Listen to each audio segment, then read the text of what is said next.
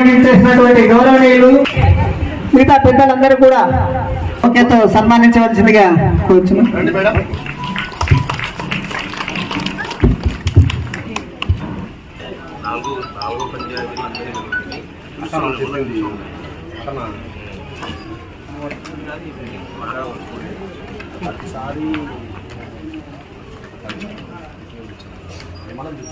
గోపురం 2 సచివాలయం. మిగతా వాళ్ళు ఎవరు లేయొద్దు, మిగతా వాళ్ళు కూర్చోండి మీ కుర్చీలలో. అందరికి ఇవ్వడం జరుగుతుంది, దయచేసి కూర్చోండి అందరూ. నెక్స్ట్ పిలిచి షేక్ రజియా. షేక్ రజియా ఏ ఊరు? గోపురం 2. గోపురం తీసుకో మోషన్. ఒక్కొక్క దానికి ఒకరిని పిలిచప్పా, ఒక్కొక్క సచివాలయానికి ఒకరిని పిలిచి. గోపురం పెద్దచెట్టిపల్లి 2 కొడతల లక్ష్మి. మీరు రాండి మా. కొడతల లక్ష్మి పెద్దచెట్టిపల్లి 2వ సచివాలయం నుంచి. ఏం పేరు? కొడతల లక్ష్మి. కొడతల లక్ష్మి. కొత్తపల్లి 1 జల్లా వెంకట దుర్గా చరణ్. కొత్తపల్లి 1. కొత్తపల్లి 2 బసిరెడ్డి చంద్రశేఖర్ రెడ్డి. కొత్తపల్లి 2 బసిరెడ్డి చంద్రశేఖర్ రెడ్డి. కొత్తపల్లి 3 చూడు. కొత్తపల్లి 3 కృపాకుల. నెక్స్ట్ కొత్తపల్లి 4 మాగం సుధాకర్. కొత్తపల్లి 5 కొత్త పెన్షన్ శాంక్షన్ అయిన సంతోషంలో ఇక్కడికి వచ్చినటువంటి మీ అందరినీ కూడా సాదరంగా ఆహ్వానిస్తూ, గతంలో పెన్షన్ విధానం ఎట్లా ఉండేది, ఇప్పుడు జగన్మోహన్ రెడ్డి గారు వచ్చిన తర్వాత ఏ విధంగా మనకు పెన్షన్ తీసుకుంటున్నాం అనేది ఒక్కటి గమనించండి. గతంలో మీరు ఆఫీసు దగ్గరికి పోయేవాళ్ళు, ఇప్పుడు వాలంటీర్లు మీ దగ్గరికి వచ్చి మీ పెన్షన్ను మీకు అందించే కార్యక్రమం ఉదయం పూటనే చేస్తూ ఉన్నారు. ఈరోజు మీరు ఇక్కడికి వచ్చి 3,000 రూపాయల పెన్షన్ తీసుకుంటున్న కొత్త వాళ్ళు, రేపు నెల నుంచి మీ మనవాళ్ళు మనవరాళ్ళ వయసున్నటువంటి వాలంటీర్లు మీ ఇంటి దగ్గరికి వచ్చే మీకు పెన్షన్ను అందజేసే కార్యక్రమం జరుగుతుంది. మీరందరూ కూడా కొత్తగా ఈరోజే జగన్మోహన్ రెడ్డి గారి ప్రభుత్వంలో పెన్షన్ తీసుకుంటా ఉన్నారు. చంద్రబాబు నాయుడు ప్రభుత్వం ప్రకారం అయితే మరొక 5 సంవత్సరాలకు మీకు పెన్షన్ వచ్చేది. చంద్రబాబు నాయుడు ప్రభుత్వం ప్రకారం అయితే మీకు ఇంకొక 5 సంవత్సరాలకు పెన్షన్ రావాలా, 65 సంవత్సరాలకు. జగన్మోహన్ రెడ్డి ప్రభుత్వం పేదవాళ్ళ యొక్క అవసరాలను, పేదరికాన్ని గుర్తించి ఒక 5 సంవత్సరాల వయస్సును తగ్గించి మీకు పెన్షన్ ఇస్తే కొంచెం మనం వారి పేదరికానికి ఉపయోగపడినట్టు ఉంటుంది కదా అని చెప్పి పెద్ద హృదయంతో భావించి 5 సంవత్సరాల వయస్సు తగ్గించినాడు. గత ప్రభుత్వానికంటే పెన్షన్ ఇచ్చే సొమ్మును పెంచినాడు. ఈ నిబంధనల సడలింపు వలన ఈరోజు మీరు పెన్షన్ అర్హులైనారు. కాకపోతే మీరు పెన్షన్ అర్హులు కారు.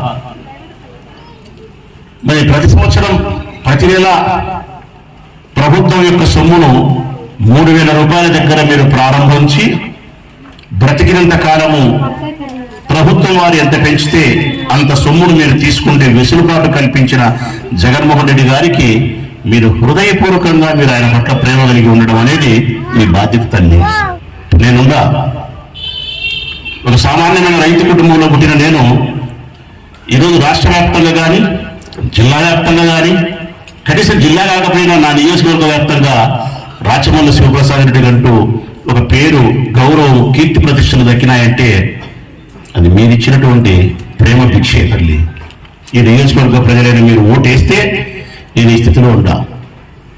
మరి నాకు ఈ స్థితికి కారణం మీరు కాబట్టి మీ పట్ల నా హృదయంలో అణువులోను ప్రతి రక్తపు బొట్టులోనూ మీ పట్ల అచంచలమైనటువంటి ప్రేమ, కృతజ్ఞతాభావం ఉంది.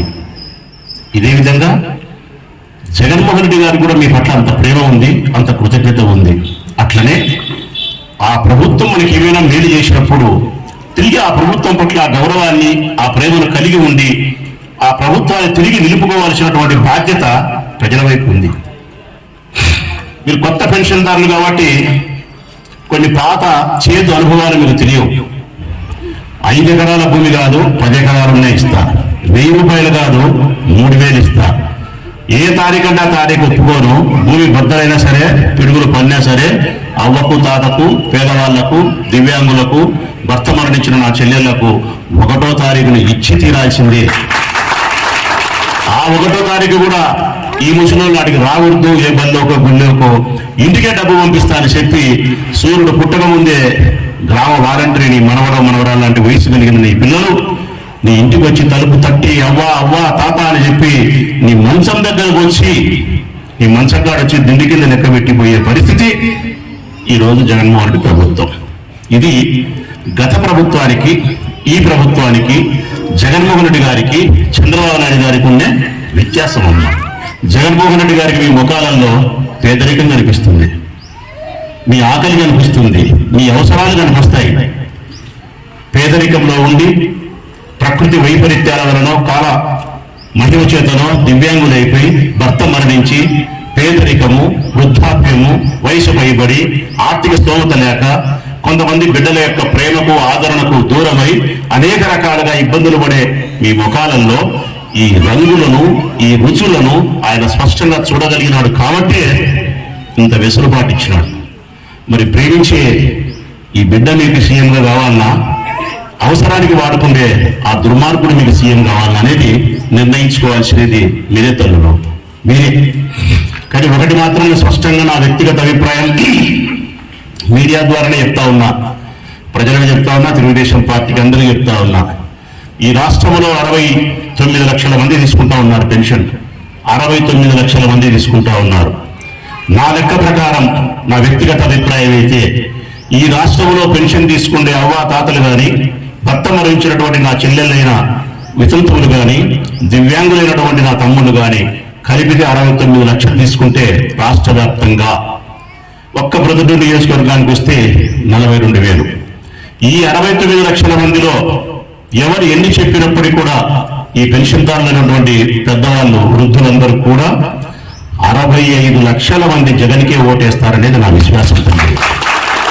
65 లక్షలు వేస్తారు, ఇది తథ్యం.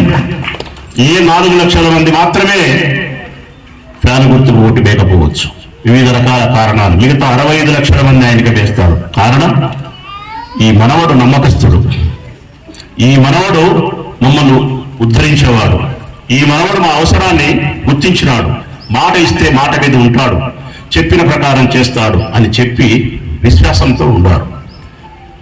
ఇక నా వరకు నేనైతే ఈ ప్రొద్దుటూరు నియోజకవర్గ శాసనసభ్యుడిగా, ఈ ప్రభుత్వంలో ఉండే ఒక ఎమ్మెల్యేగా, ముఖ్యమంత్రి గారికి ఎప్పుడైనా మీ వైపు నుంచి సలహా ఇవ్వడానికి కావాల్సినటువంటి అధికారాన్ని, యోగ్యతను కలిగిన శాసనసభ సభ్యునిగా నేను అభ్యర్థిస్తా ఉన్నా.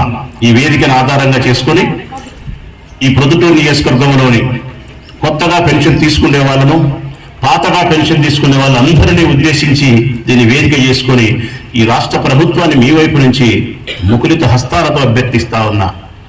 వీరికి ఇస్తా ఉండే 3,000 రూపాయలు నన్ను ఎంతో సంతోషపెట్టగలుగుతా ఉంది. ఈరోజు మీకు కొత్తగా వచ్చిన పెన్షన్ కానీ, పాత వాళ్లకు 3,000 చేసిన సందర్భంగా కానీ నా హృదయాన్ని ఎంతో ఆనందాన్ని కలిగిస్తా ఉంది. జగన్మోహన్ రెడ్డి గారి మీ అందరి వైపు నుంచి శిరస్సు వంచి వారికి ధన్యవాదాలు, కృతజ్ఞతలు తెలియజేస్తా ఉన్నాను.